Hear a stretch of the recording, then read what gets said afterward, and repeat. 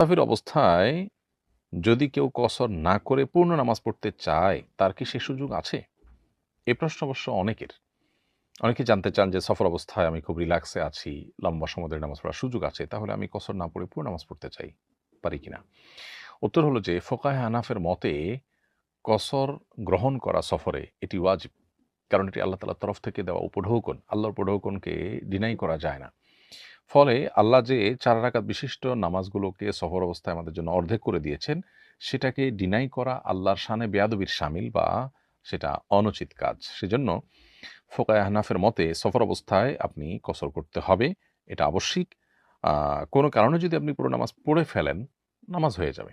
কিন্তু ইচ্ছাকৃতভাবে আপনি কসরকে পুরো নামাজে রূপান্তর করতে পারেন না।